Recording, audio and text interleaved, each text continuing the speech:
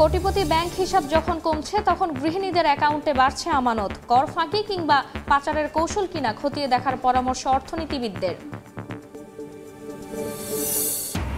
সড়ক দখল করে মুরগি বিক্রির দোকান, রাজধানীর কাপ্তান বাজারে যৌথ বাহিনীর অভিযানে উচ্ছেদ। ইজারা নিয়েই দোকান বসানোর দাবি ব্যবসায়ীদের।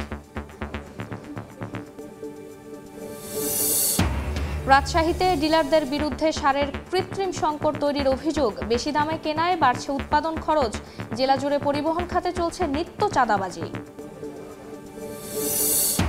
শীতে চাঙ্গা সিরাজগঞ্জের কাজীপুরের কম্বলপল্লী, রাত দিন ব্যস্ত সময় পার করছেন কারিগররা। ভালো দাম পাওয়ার আশা, ব্যবসা প্রসারের সহায়তার আশ্বাস প্রশাসনের। এবং আসাদ সরকারের পতনের পর দ্রব্যমূল্যের ঊর্ধ্বগতিতে বিপাকে সিরিয়ার জনগণ।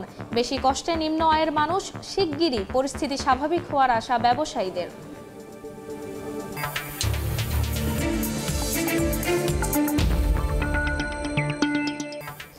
দেখছিলেন শিরোনাম। আমন্ত্রণ জানাচ্ছি দেশ ও দেশের বাইরের অর্থ বাণিজ্যের নানা খবর নিয়ে আমাদের নিয়মিত আয়োজন এ সময়ের বাণিজ্যে। আপনাদের সঙ্গে আছি আমি ফারজানা আক্তার। দর্শক, অর্থ বাণিজ্যের পাশাপাশি আজ আমরা আলোচনা করব কোটি টাকার ব্যাংক অ্যাকাউন্ট নিয়ে। আমাদের সঙ্গে ভার্চুয়ালি যুক্ত আছেন জনতা ব্যাংকের সাবেক চেয়ারম্যান জামাল উদ্দিন আহমেদ। স্যার, এ সময়ের বাণিজ্যে আপনাকে স্বাগত। ধন্যবাদ। আলোচনার শুরুতেই আমরা এই সংক্রান্ত একটি প্রতিবেদন দেখে আসব। কোটিপতি ব্যাংক হিসাব যখন কমছে তখন গৃহিণীদের অ্যাকাউন্টে বাড়ছে আমানত। সরকার পরিবর্তনের পরও অব্যাহত আছে এই ধারা। গত এক বছরে গৃহিণীদের অ্যাকাউন্টে আমানত বেড়েছে ২,০০০ কোটি টাকার বেশি, যা বিগত ৪ বছরে সর্বোচ্চ। বাংলাদেশ ব্যাংকের হালনাগাদ পরিসংখ্যান বিশ্লেষণে উঠে এসেছে এ তথ্য। অথচ শ্রমশক্তি জরিপ বলছে দেশে কমছে কর্মজীবী নারীর সংখ্যা। বিস্তারিত মহির মারুফের প্রতিবেদনে।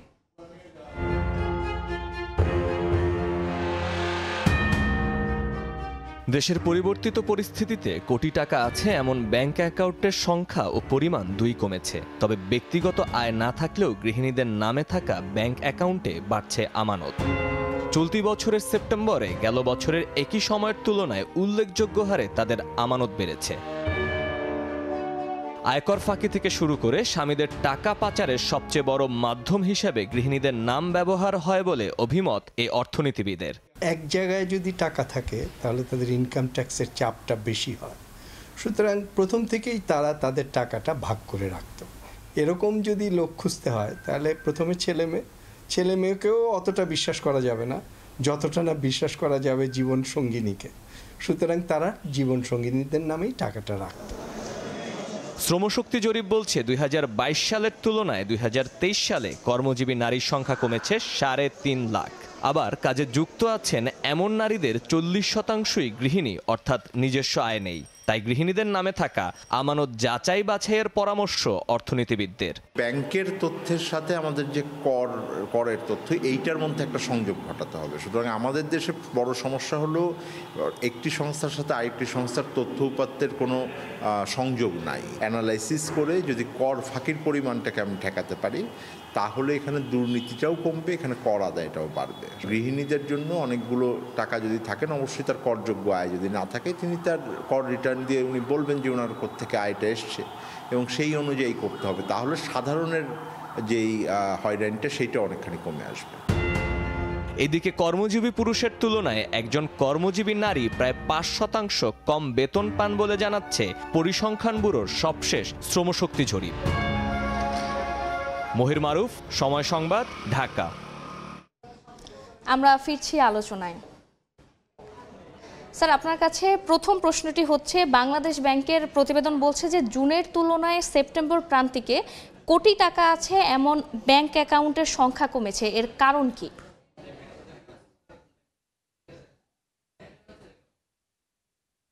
আপনার কি মনে হচ্ছে এ বিষয়ে? আমি তো আপনার প্রশ্নটা পুরো শুনিনি।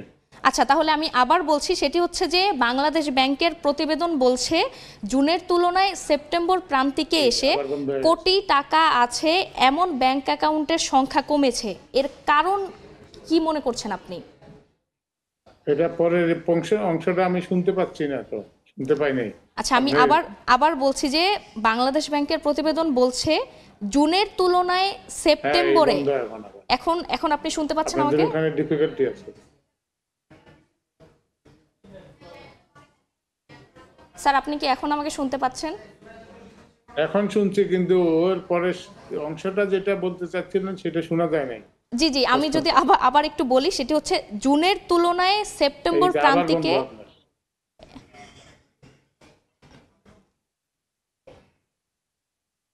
স্যার আমরা আবার আপনার কাছে আসব। না, এখন কারিগরি ত্রুটির কারণে আমরা চলে যাচ্ছি পরের খবরে। সড়কে গড়ে তোলা হয়েছে মুরগি বিক্রির দোকান। এতে দিনের বেশিরভাগ সময়ে যানজট লেগে থাকে রাজধানীর কাপ্তান বাজারে। মঙ্গলবার রাতে সেখানে অভিযান চালিয়ে বেশ কয়েকটি দোকান উচ্ছেদ করেছে যৌথ বাহিনী। জরিমানা করা হয় কয়েকজন ব্যবসায়ীকে।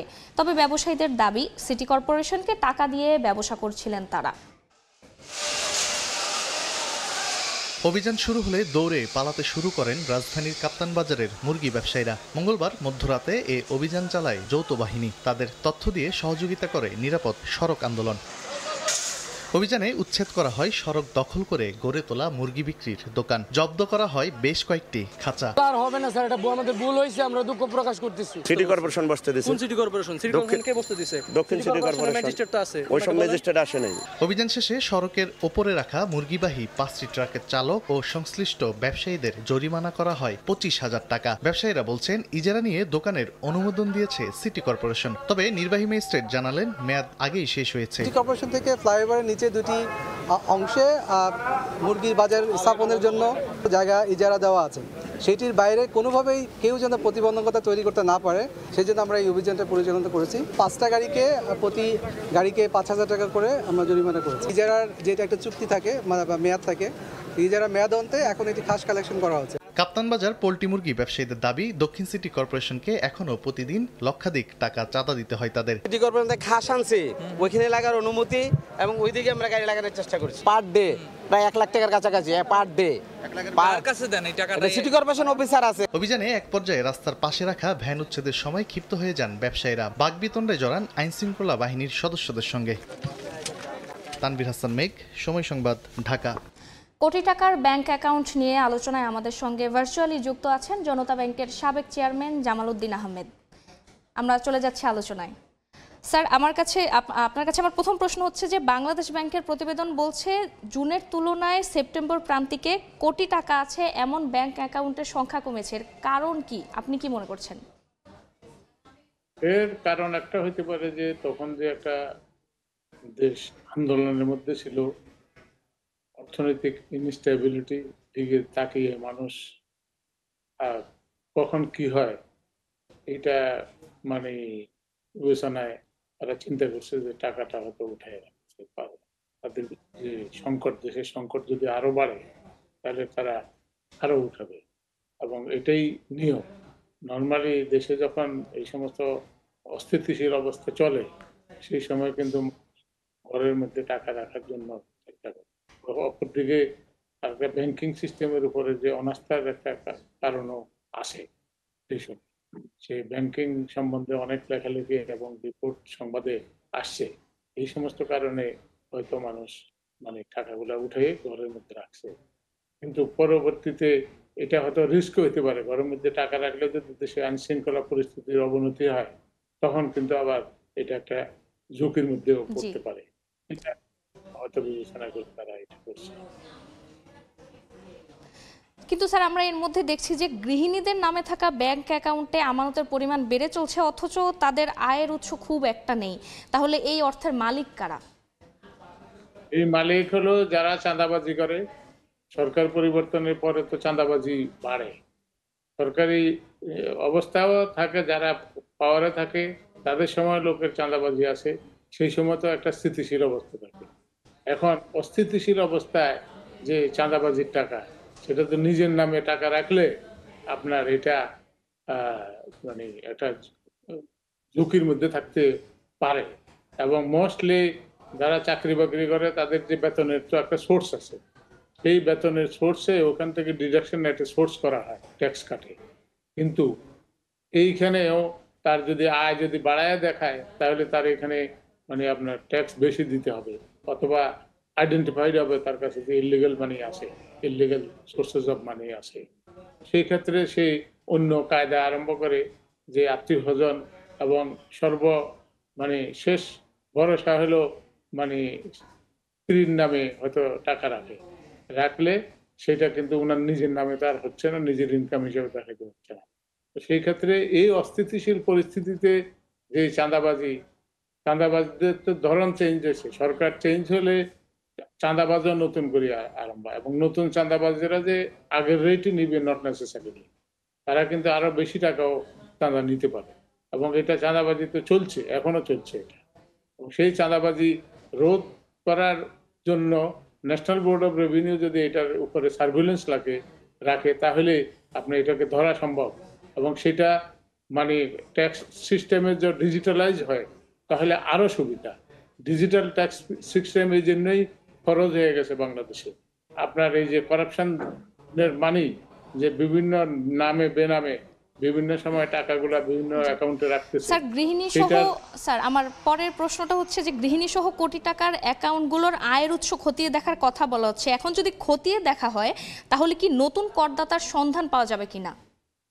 অবশ্যই নতুন করদাতাদের সংখ্যা বাড়বে তো, এবং এদের সংখ্যা বাড়ার সম্ভাবনা বেশি, কারণ একটা সার্টেন লিমিটের পরে তার যদি ব্যাংক অ্যাকাউন্টে টাকা থাকে তাহলে সেটা দেখতে হবে যে এটাকে স্ক্রুটিনাইজ করা উচিত, এবং সেটা তদন্ত সাপেক্ষে ট্যাক্স ডিপার্টমেন্টের একটা বিরাট একটা দায়িত্ব আছে আর কি সেখানে। স্যার আমরা দেখছি যে শ্রমশক্তি জরিপের চূড়ান্ত প্রতিবেদনে যেমনটি বলা হচ্ছে যে 2023 সালে কর্মজীবী নারীর সংখ্যা আগের বছরের তুলনায় 3.5 লাখ কমে গেছে। এই পরিস্থিতি কেন তৈরি হচ্ছে আপনি কি মনে করছেন? পরিস্থিতি আপনার 3.5 বছরে কমছে বলতেছে, তাহলে 3.5 বছরে কি এটা একটা অস্থিতিশীল অবস্থা ছিল। ধরেন জানুয়ারি 7-এ তো এই বছরের জানুয়ারি 7-এ ইলেকশন হয়েছে, তো তার থেকে 1 বছর আগের থেকেই কিন্তু এটা একটা দেশের অর্থনীতিতে একটা স্লাগিশ থাকে, এবং রাজনৈতিক অস্থিতিশীলতা এট দি সেম টাইম অর্থনৈতিক অস্থিতিশীলতা, এবং সেই কারণে আপনার দেশে ইনভেস্টমেন্ট কমে যাওয়ার সম্ভাবনা আছে, এবং সেটা উড়ে দেওয়া যায় না। এটার কোনো স্টাডি এখনো হয় নাই, এই ফার্স্ট গভর্নমেন্ট এটা করলো। এটা করা ভালো, এবং এটাতে বুঝলাম যে আমরা আমাদের যে পরিস্থিতি কোথায় আমরা যাচ্ছি, এবং সেই এখন যদি স্থিতিশীলতা যদি আমরা আনতে না পারি যত তাড়াতাড়ি সম্ভব, এটাকে যদি আইন শৃঙ্খলা পরিস্থিতি পুনঃস্থাপন এবং কোর্ট আদালত সিস্টেম কার্যকর, তারপরে স্কুল কলেজগুলো ঠিক মতন চলা, এবং সেখানে ছাত্রদের ক্লাসে অ্যাটেন্ড করতেছে, শিক্ষকেরা শিক্ষকদের শিক্ষকতায় যোগ দিতেছে, সরকারি কর্মচারীরা সরকারি কর্মচারী চাকরিতে জয়েন করেছে, এবং সেটা ঠিক মতন কাজ চলে, তাহলে দেশের অর্থনৈতিক অবস্থা খারাপ হওয়ার সম্ভাবনা কম। কারণ অন্যান্য যে এইগুলো আছে সেগুলা কিন্তু নির্ভর করে সরকারের স্থিতিশীলতার উপর। জি স্যার, আপনাকে অসংখ্য ধন্যবাদ আমাদের সঙ্গে যুক্ত হওয়ার জন্য। আমরা যুক্ত ছিলাম জনতা ব্যাংকের সাবেক চেয়ারম্যান, তার সাথে আমরা আলোচনা করছিলাম কোটি টাকার ব্যাংক অ্যাকাউন্ট নিয়ে। স্টিলটেক মানে গুণগত মানের নিশ্চয়তা। It's all about stainless style. রাজধানীর ওসমানী স্মৃতি মিলনায়তনে আন্তর্জাতিক অভিবাসী দিবসের আলোচনা সভায় বক্তব্য রাখছেন প্রবাসী কল্যাণ ও বৈদেশিক কর্মসংস্থান উপদেষ্টা ডক্টর আসিফ নজরুল। সরাসরি চলে যাচ্ছি সেখানে। কথা বলেছি, লং কনভারসেশন, কনসার্ন মিনিস্টারদের নিয়ে বসেছি। কয়েকদিন আগে আপনাদেরকে একটা সুখবর দিয়েছি যে 15 ডিসেম্বর থেকে পাসপোর্ট পাঠানো শুরু হয়েছে। অগ্রাধিকার দেওয়া হয়েছে মালয়েশিয়া এবং সৌদি আরবের প্রথম। তারপর উনারা বলেছেন 3 থেকে 4 সপ্তাহের মধ্যে সমস্ত পাসপোর্ট পাঠানো সম্ভব হবে, এমআরপি পাসপোর্ট। একই সাথে আপনারা বলেছেন যে আপনারা জানেন যে ই পাসপোর্টের ব্যাপারে আপনাদের কিছু অনীহা আছে। আমরা জানি কেন অনীহা আছে, একটু ডকুমেন্টের প্রবলেম আছে। সেই সমস্যার সমাধান করার জন্য আমরা এরকম উদ্যোগ নিয়েছি। পাসপোর্ট অধিদপ্তরের ডিজি জানিয়েছেন, আমাদের গ্রুপের না, আমরা খালি ওনার কিছু জানতে চেয়েছি এটা কেন হচ্ছে না। ওনারা বললো আমাদের স্বরাষ্ট্রমন্ত্রী ছিলেন যে বৈদেশিক বিভিন্ন যেখানে শ্রমঘন এলাকা আর কি, সেখানে ওনারা মেশিন সহ পাঠাবে যাতে বায়োমেট্রিক ডাটা ওইখান থেকেই সংগ্রহ করা যায়, যাতে এটা ইজিয়ার হয়। হ্যাঁ, তারপর আমাদের মন্ত্রণালয়ের পক্ষ থেকে আমরা অল্প কিছু উদ্যোগ নিয়েছি, খুব গর্ব করে বলার মতো কিছু না, কিন্তু আপনারা জানেন একটা প্রবাসী লাউঞ্জ হয়েছে। লাউঞ্জটা আমার ধারণা প্রবাসীরা পছন্দ করছেন। ওখানে ওনাদেরকে সরাসরি সেবা দেওয়ার জন্য আমাদের মানে প্রায় 200 মতো কর্মী নিয়োগ করা হয়েছে। পুরো কাজটাতে IOM আমাদের অনেক হেল্প করেছে। এটা আমরা মাত্র শুরু করেছি, এটা না যে এটা খুব অসাধারণ একটা সেবা প্রদান করছে, বাট আমি মোটামুটি যেটু ফিডব্যাক পেয়েছি আপনাদের জন্য একটু সুবিধা হয়েছে। আবার ব্যাংক যেটা আছে প্রবাসী কল্যাণ ব্যাংক, সেটা সরাসরি এখন রেমিটেন্স পাঠানো যাচ্ছে, কিছুটা হলেও কিছু মানুষের উপকার হচ্ছে। ওয়েজ আর্নার বর্ডের ক্ষেত্রে অনেক আপনাদের দাবি ছিল যে ঊর্ধ্বসীমাটা তুলে দেওয়া, তো এই ঊর্ধ্বসীমা তুলে দেওয়া হয়েছে। আমি বাংলাদেশ ব্যাংকের গভর্নরের সাথে অনেক 2 বার কথা বলেছি এবং এটা আমাদের ক্রেডিট না কিন্তু, বাট আমাদের উদ্যোগ ছিল, ওনারা করে দিয়েছে। তারপর আমরা যারা বিদেশ থেকে যারা আপনার এই জুলাই গণ অভ্যুত্থানে আপনারা জানেন কত বড় স্যাক্রিফাইস ওনারা করেছে, আমি বিশ্বাস করতে পারি না এটা সম্ভব একটা মানুষের পক্ষে। ওনারা চাকরি চলে যাবে, জেলে থাকতে পারে সারা জীবন, এবং অভিবাসন ব্যয় হারিয়ে ওনার পুরা পরিবার ওনারা চরম দুর্দশায় নিপতিত হতে পারেন। এত বড় আশঙ্কার মধ্যে শত শত আমাদের বাংলাদেশি ভাই বোন রাস্তায় নেমে এসে জুলাই গণ অভ্যুত্থানে আজকে যে আপনার মুখ্য আবু সাইদ, তাদের যে আত্মত্যাগ, ওয়াসিম তাদের যে আত্মত্যাগ, তাদের প্রতি রেসপেক্ট জানিয়ে তারা এত বড় ঝুঁকি নিয়ে রাস্তায় নেমে এসেছিলেন। চরম মূল্য দিতে হয়েছে এই জন্য তাদেরকে অনেককে জেলে রাখা হয়েছিল, কারো বিদেশে থেকে বাংলাদেশে কোনোদিন আসতে পারবে না কি এরকম অনিশ্চয়তা ছিল। জেল জীবনেও তারা খুবই খুবই খুবই দুর্দশাগ্রস্ত একটা সময় ওনাদের গেছে। আমাদের প্রধান উপদেষ্টার ব্যক্তিগত উদ্যোগে ওনারা সরাসরি এসেছেন। প্রবাসী কল্যাণ ব্যাংক থেকে আমরা ওনাদেরকে পুনর্বাসন করার পদক্ষেপ দিচ্ছি, আপনাদের কাছে বলে যাচ্ছি যে আমরা ওনাদেরকে নির্দিষ্ট অঙ্কের টাকা দিচ্ছি এবং ওনাদেরকে বাইরে পাঠানোর ক্ষেত্রে বয়েসেলের মাধ্যমে বিদেশে পাঠানোর ক্ষেত্রে ওনাদের আমরা অগ্রাধিকার দিব। প্রয়োজনে আমাদের দেশে যারা ব্যবসায়িক প্রতিষ্ঠান আছে, বড় বড় শিল্প গ্রুপ আছে, আমাদের সাথে যোগাযোগ করেছেন, ওনারাও কিছু কর্মীদের কর্মসংস্থানের ব্যবস্থা করবেন। আমরা সরাসরি যুক্ত ছিলাম রাজধানীর ওসমানী স্মৃতি মিলনায়তন থেকে। দেশের প্রধান পুঁজিবাজার ঢাকা স্টকস এক্সচেঞ্জ ডিএসইতে সূচকের ওঠানামার মধ্য দিয়ে চলছে লেনদেন। প্রথম ঘন্টার লেনদেনে 103 কোটি টাকার শেয়ার হাতবদল হয়েছে। এই মুহূর্তে বাজার পরিস্থিতি জানতে আমরা সরাসরি চলে যাচ্ছি ডিএসই ওয়েবসাইটে। আমরা যেমনটি দেখছি যে ডিএসই এক্স ইন্ডেক্স এই মুহূর্তে অবস্থান করছে 5226.21 পয়েন্টে এবং এটি আমরা দেখছি যে 1.63 পয়েন্ট বেড়েছে। এরপর আমরা যদি দেখি ডিএসই এস ইন্ডেক্স অর্থাৎ সরিয়া সূচক, এটি এখন অবস্থান করছে 1166.83 পয়েন্টে এবং ডিএসই এক্স ইন্ডেক্সের মতো কিন্তু এটি বেড়েছে, তবে এটির পরিমাণ বলতে গেলে খুব কম, 0.09 পয়েন্ট। এবং ডিএস 30 ইন্ডেক্স আমরা যেমনটি দেখছি এই মুহূর্তে অবস্থান করছে 1932 পয়েন্টে এবং এটি বেড়েছে 3.46 পয়েন্ট। এবং আমরা যেমনটি দেখছি যে তিনটি সূচকে কিন্তু এই মুহূর্তে ঊর্ধ্বমুখী, কিছুটা হলে ঊর্ধ্বমুখী অবস্থানে আছে। এবং এখন পর্যন্ত আমি যদি বলি যে টাকার অঙ্কে লেনদেন হয়েছে 140 কোটি টাকা এবং আমরা যেমনটি দেখছি যে 175টি কোম্পানির শেয়ার মূল্য বেড়েছে, 116টি কোম্পানির শেয়ার মূল্য কমেছে এবং অপরিবর্তিত রয়েছে 90টি কোম্পানির শেয়ার মূল্য। এবং আমরা এখন যদি ডিএসই এক্স ইন্ডেক্সের গ্রাফিক্সে যাই, আমরা যেমনটি দেখছি যে সকাল 10টায় লেনদেন শুরু হওয়ার পর কিন্তু ঊর্ধ্বমুখী ছিল এবং 5 মিনিট পরে কিন্তু সেটি একদম পতনের মুখে পড়ে গিয়েছে এবং তারপর কিছুটা আবার বেড়েছে সূচক, তারপর আবার কমেছে এবং এই মুহূর্তে আমরা যেমনটি দেখছি যে সকাল 11টার দিকে এসে সূচকের পরিমাণ ঊর্ধ্বমুখী হয়ে আবার কমতির দিকে রয়েছে। অর্থাৎ আমরা বলতে পারি যে আজকের লেনদেন কিন্তু কমতির দিকে রয়েছে। এবং আমরা যদি টপ 20 শেয়ার কোম্পানির মার্কেট আপডেটস দেখি তাহলে আমরা যেমনটি দেখতে পাচ্ছি, আমরা এখন চলে যাব মার্কেট আপডেটসের টপ 20 শেয়ারে।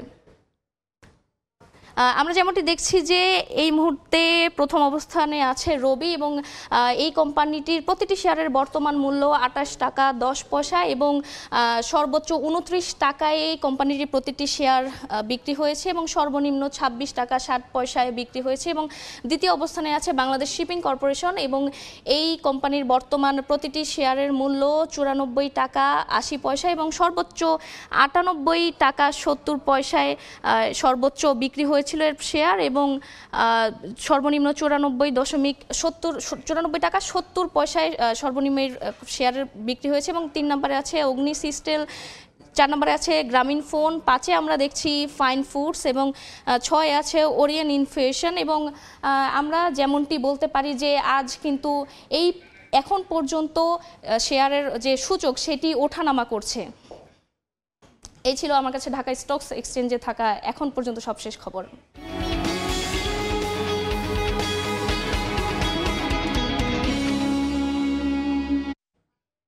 রাজশাহী বিভাগের বিভিন্ন জেলায় ডিলাররা সারের কৃত্রিম সংকট তৈরি করে বিক্রি করছেন বেশি দামে।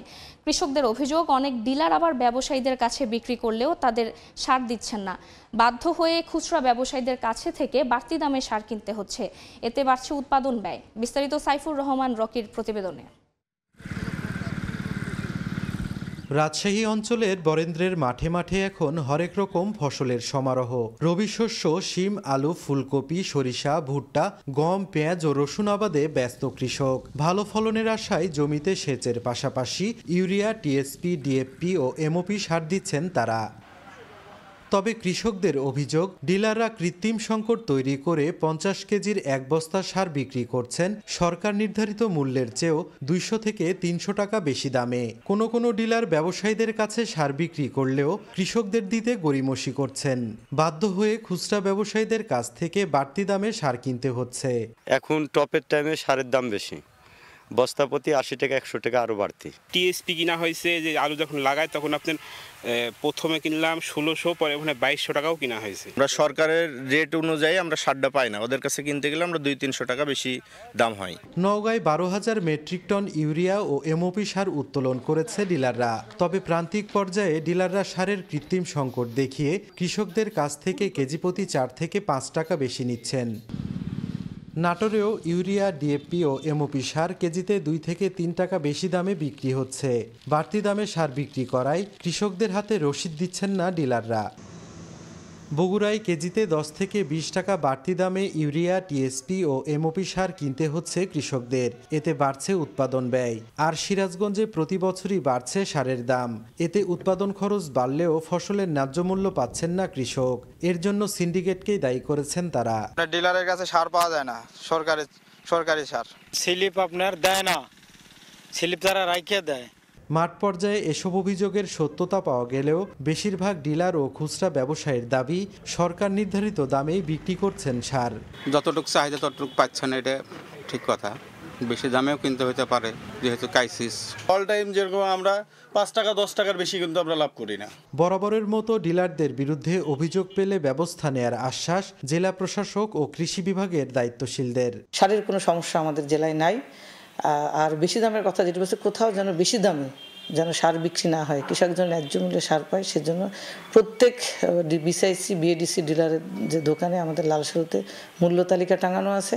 আমাদের মনিটরিং অবস্থা আমরা অনেক জোরদার করেছি। যথাযথভাবে যাচাই করে যদি এ সংক্রান্ত কোনো অভিযোগ প্রমাণিত হয় তাহলে আমরা প্রয়োজনীয় ব্যবস্থা গ্রহণ করব। রাজশাহী বিভাগের 8 জেলায় সারের ডিলার রয়েছেন প্রায় 2000। শুধু রবি মৌসুমে তাদের বরাদ্দ দেয়া হয়েছে প্রায় 11 লাখ মেট্রিক টন সার। সাইফুর রহমান রকি, সময় সংবাদ, রাজশাহী। আমনের ভরা মৌসুমেও কমেনি কুষ্টিয়ার খাজানগরে চালের দাম। বিস্তারিত জানাতে খাজানগর বাজার থেকে সরাসরি যুক্ত হচ্ছেন রিপোর্টার SM রাশেদ।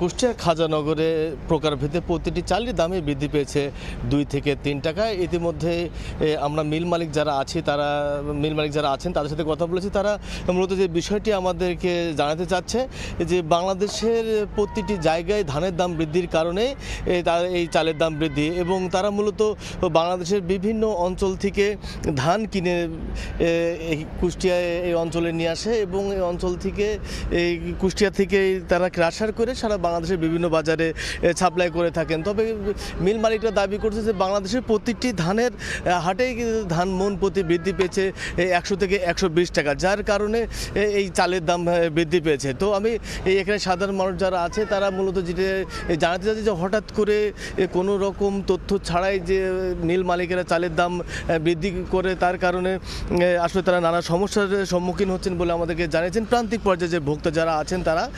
এবং এছাড়া আমরা যেখানে কুষ্টিয়ার যে খাদ্য কর্মকর্তা আছে তার সাথে আমি কথা বলেছি, তারা আমাদেরকে জানিয়েছেন যে মূলত কুষ্টিয়া অঞ্চলে সারা বাংলাদেশে যে ধান এখানে সংরক্ষণ করে তারা মানে বছরের প্রতিটা সময় এগুলোকে আসার করে প্রক্রিয়াজাতকরণ করে বাংলাদেশের বিভিন্ন বাজারে প্রেরণ করে থাকেন। তবে যাদের ফুড গ্রেন লাইসেন্স অনুসারে যদি কেউ অতিরিক্ত ধান মজুত করে তাহলে তাদের বিরুদ্ধে আইনগত ব্যবস্থা নেওয়ার কথা জানিয়েছেন কুষ্টিয়ার খাদ্য কর্মকর্তা। তবে আমি কুষ্টিয়ার এই যে ধানের যে দাম বৃদ্ধি, এই ধানের দাম বৃদ্ধি এবং চালের যে দাম বৃদ্ধির বিষয়ে আমি জেলা প্রশাসকের সাথে কথা বলেছি। জেলা প্রশাসক জানিয়েছেন যে কেউ যাতে কোনো রকম সিন্ডিকেট করে যাতে চালের দাম বৃদ্ধি করতে না পারে সেই বিষয়ে তারা নিয়মিত নজর রাখবে বলে আমাদেরকে জানিয়েছেন। তো কুষ্টিয়ার ধানের বাজার নিয়ে এবং চালের বাজার নিয়ে এই ছিল আমার কাছে সর্বশেষ। সরাসরি যুক্ত ছিলাম কুষ্টিয়ায়।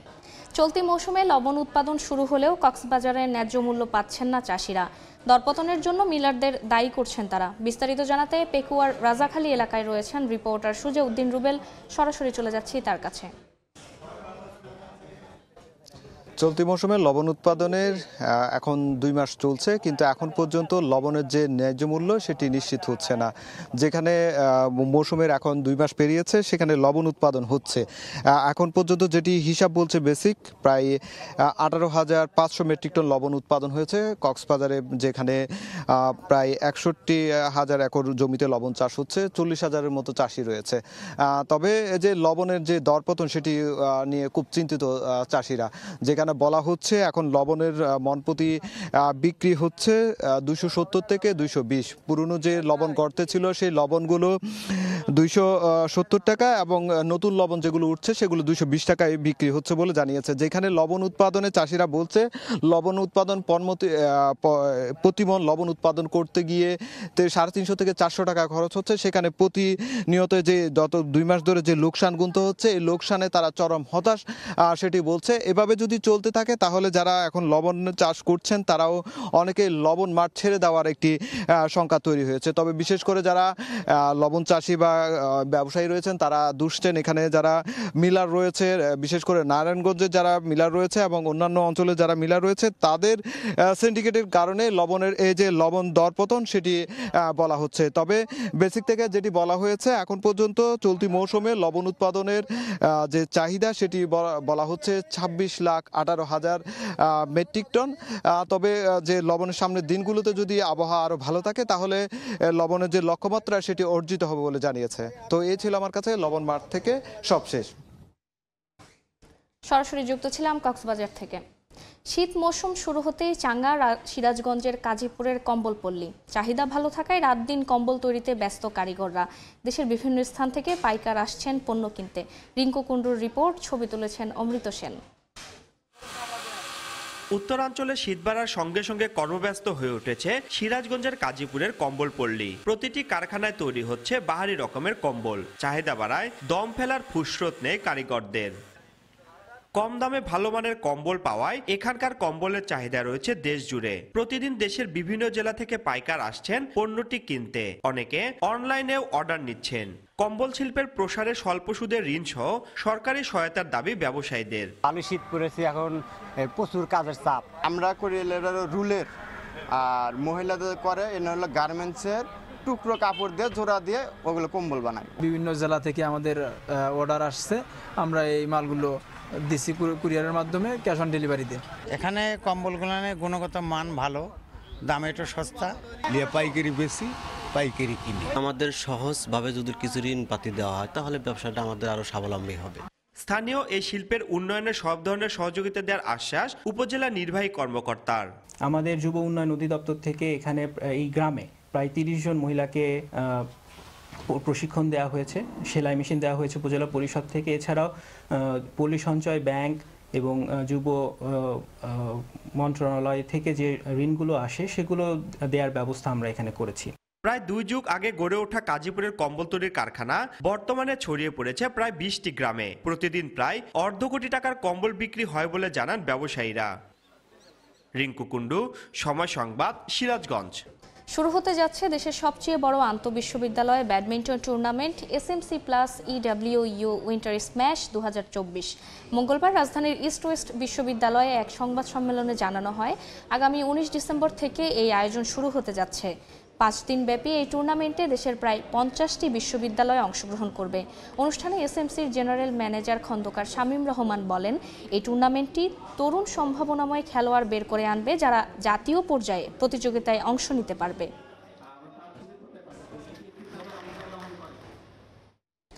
অসচ্ছল ও মেধাবী শিক্ষার্থীদের শিক্ষার সুযোগ এবং মিডওয়াইফারি পেশায় প্রশিক্ষিত জনশক্তি তৈরিতে শিক্ষাবৃত্তি দিচ্ছে বিকাশ। ব্র্যাক বিশ্ববিদ্যালয়ের অধীনে James P grant school of public health এর মিডওয়াইফারি এডুকেশন প্রোগ্রামের 20 শিক্ষার্থীকে এই বৃত্তি দেওয়া হচ্ছে। দুটি ব্যাচে 10 জন করে মোট 20 জন শিক্ষার্থীকে 6 বছরের জন্য টিউশন ফি দিবে মোবাইল আর্থিক সেবাদানকারী প্রতিষ্ঠানটি। এ উপলক্ষে মঙ্গলবার রাজধানীর মোহাম্মদপুরের ক্যাম্পাসে একটি চুক্তি স্বাক্ষর হয়।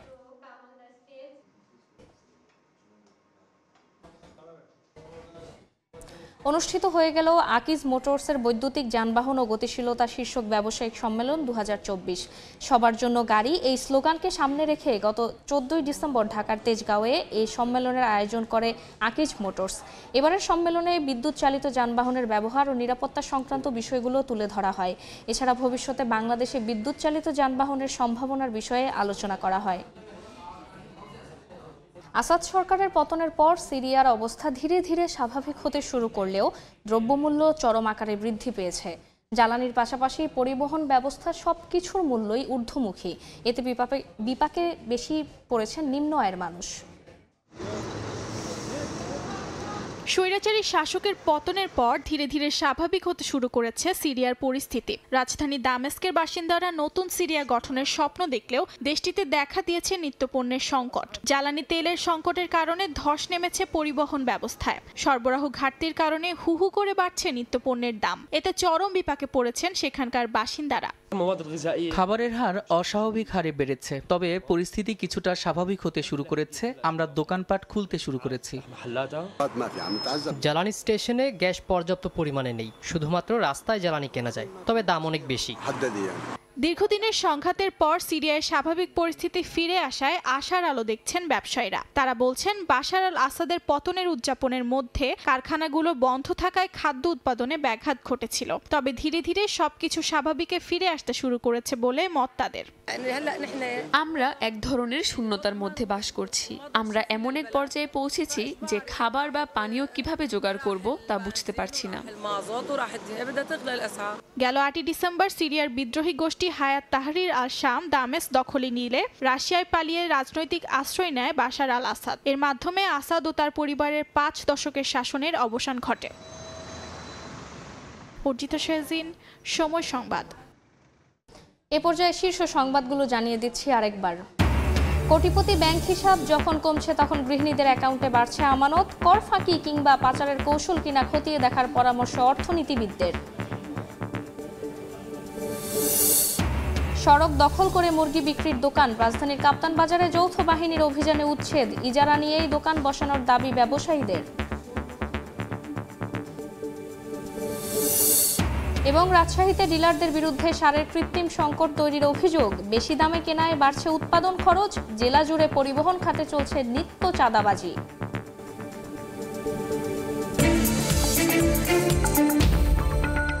এ ছিল এ সময়ের বাণিজ্যে, সঙ্গে থাকুন সময়ের।